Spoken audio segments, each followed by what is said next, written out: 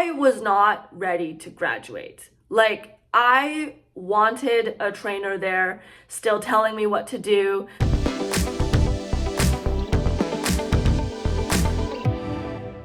Hey guys, it's Hope. Welcome back to my YouTube channel, and today I'm doing another long form video. I haven't done one in a while, so here we go, and today is a good one.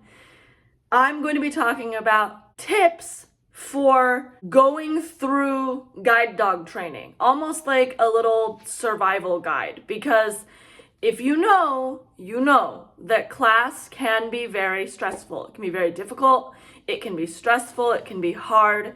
And so I just want to go through some tips that I wish I had known when I went through this for the first time. I went to guide dog class about 7 years ago. I just thought, I'd get my dog and I'd learn all the commands and everything would be fine. But the truth is, it's a little bit more difficult than that. It can be emotionally draining, and I wish that I had known that before going into class, because I think I would have done a few things differently. And so I want to sit down and give you some tips based on what I experienced in my first class. Now, I will preface this by saying these tips come from my own experience of going through guide dog training and guide dog class. Every school is going to be different. Every class experience is going to be different. I haven't been to guide dog training in over 7 years. And I will say that, every single person's experience is going to be different. So these are just some tips that I have, and I'd love to hear your tips as well, but these are just some tips to get started. Tip number 1, when you are packing, pack enough for about 6 to 7 days. The reason is that you're going to be gone. Typically, classes run from 3 to 4 weeks, sometimes 2, it depends on the school, but you're going to be gone for multiple weeks. But that doesn't mean that you have to pack for multiple weeks. I know that in my guide dog school, Sunday was always chill day. So every Sunday it was time to relax. There was nothing on the schedule. We weren't training that day. Sometimes people who had family would come in to visit. It was a time to relax, get things done. And that was laundry day. A lot of people liked to do laundry on Sunday or Saturday night. So you will have time to do your laundry. So just pack enough for about 6 to 7 days, because you will want to leave room in your suitcase for things that you'll need to take home for your dog. My school, I did not know this when I went. I thought that I would have to have bought my own stuff so that when the guide dog came home, I'd be ready for them. Well, surprise, I actually got a lot of different things from like sponsors and partners that were like affiliated with my guide dog school. So I ended up getting like toys and bowls and all kinds of stuff that I needed to find a way to get home. And especially if you are flying in and out of your guide dog school, because a lot of people come in from all different states to go to a guide dog school, you will need to fit all of your stuff into your luggage. You don't need that much. Pack light, pack enough for a week. You can always do laundry and rewear the same things. Nobody will judge you. It's fine. Number 2, when you are packing, make sure to take snacks. Very light snacks.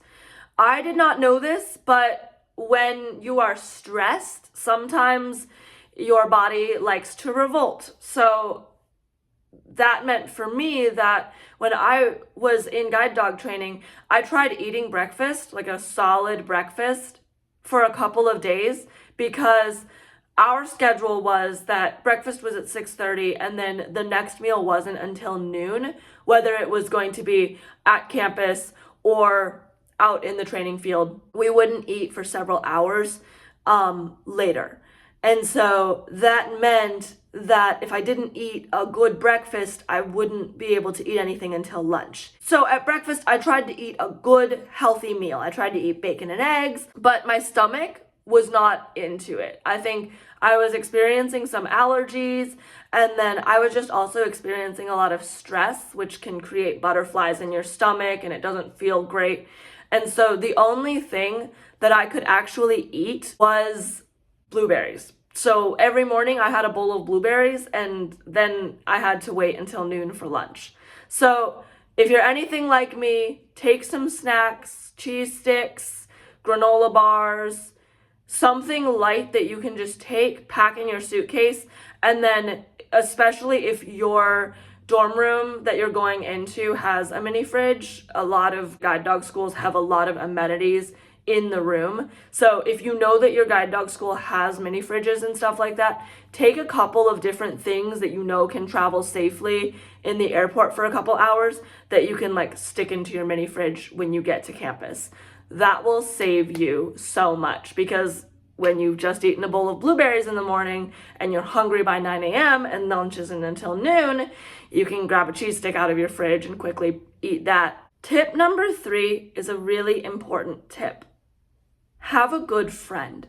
One of the things that really helped me with my own class was having a friend that I could call, and I called this person every single day. And I told them about my routines. I told them about everything.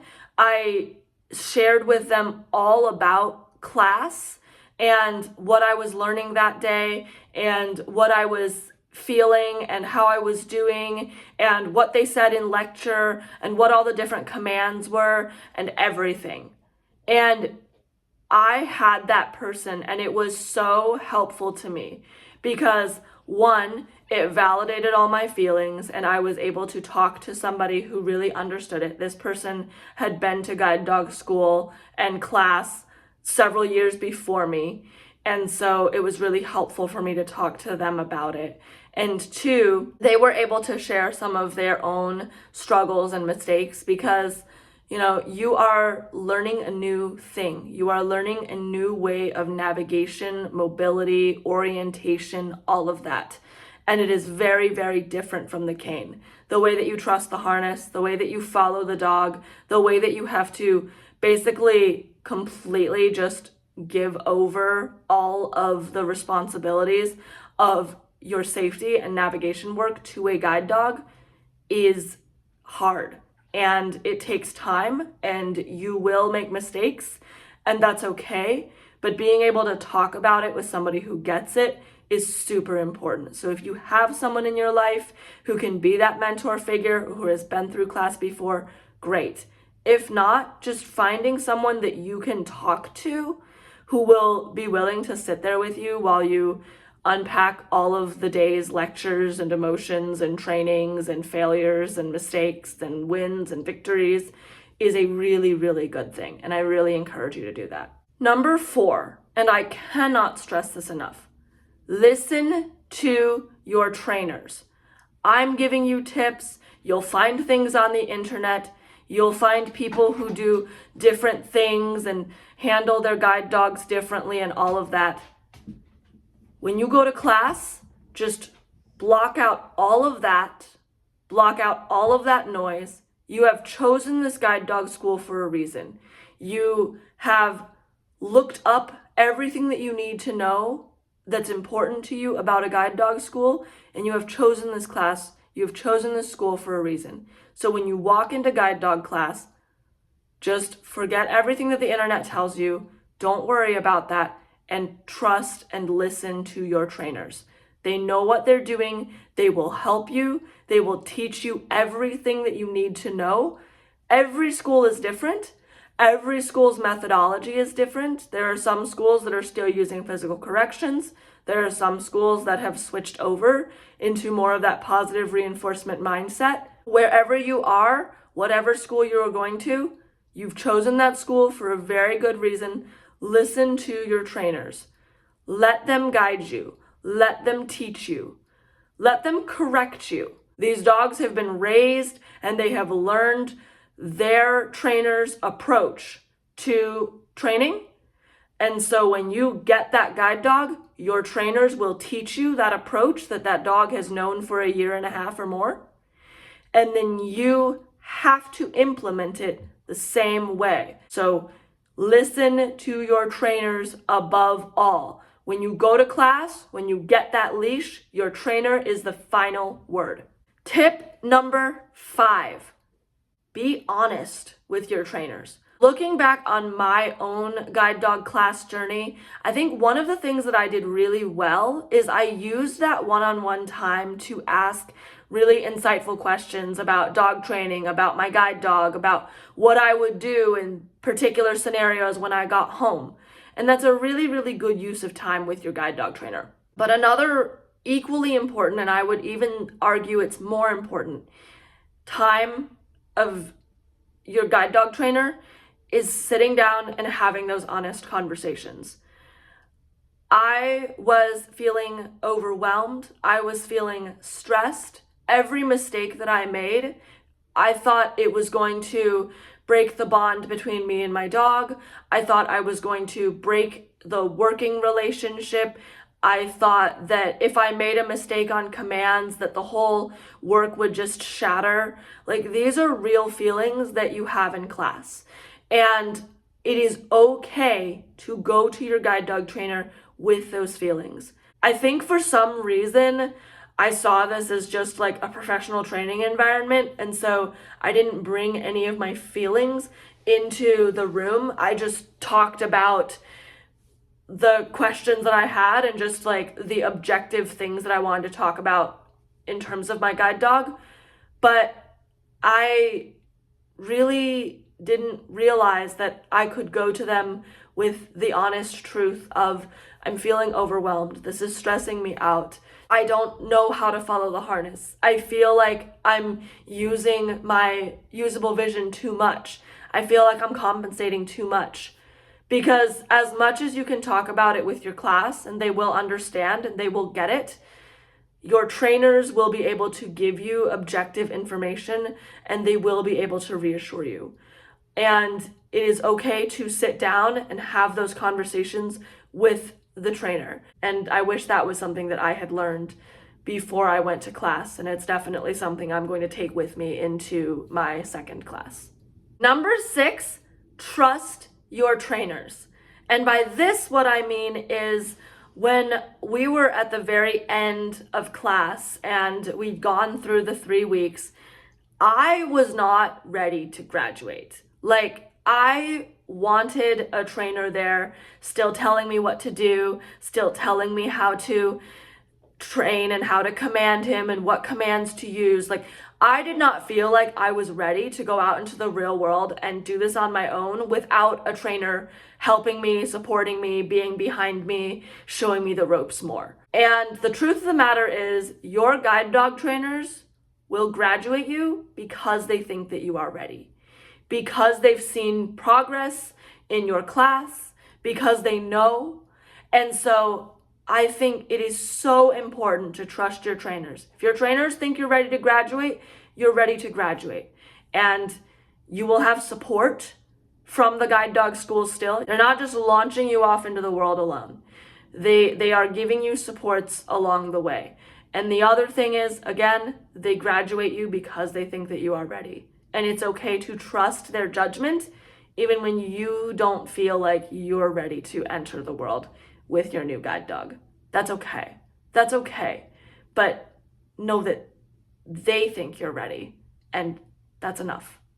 And then tip number 7 is to feel what you feel. Whether you're feeling stressed, whether you're feeling anxious, whether you're feeling really happy, whether you're feeling like really sad, whether you're feeling this like weird balance of, I don't like my cane, but I'm not sure about this method either, or maybe this wasn't the best idea for me, or maybe this was a great idea for me.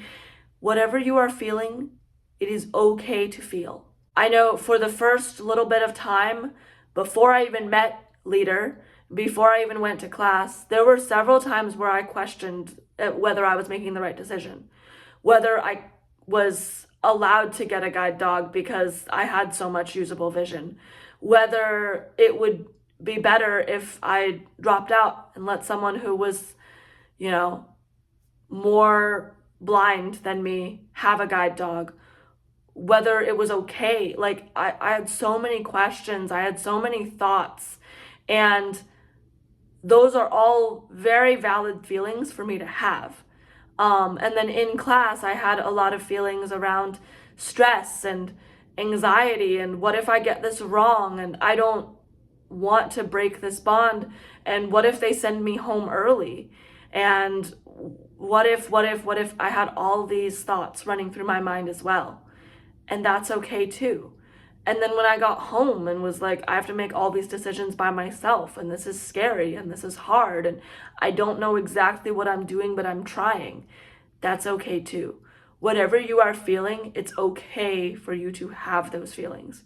And I know that when I go into class the next time, I'm going to remind myself of that as well, because I could feel really, really joyful about my successor guide. And I could feel like this was the best decision in the world and I love it. And then the next day I could feel like I'm very sad because I'm missing leader and I don't know what to do, and he feels so familiar and my successor doesn't, and I know how to follow a guide dog, but I don't know how to follow this guide dog. Like, it's all normal. It's all okay to have those feelings. So it is okay to feel. Don't suppress them. Don't suppress your emotions. Let them be. So those are my 7 tips for guide dog class. And I hope that they were helpful. Again, they were all based off of my own experiences in guide dog training and what I wish I knew before going in to guide dog training for the first time. These are also the things that I will take with me when I go into guide dog training for a second time. And I hope that they helped you in some way, or that they made you think about something in some way. And yeah, I hope that this video helped. Like, subscribe, share, comment. Have a great holiday season, guys. And I will see you all in the next video. Until then, have a good day, guys. Bye.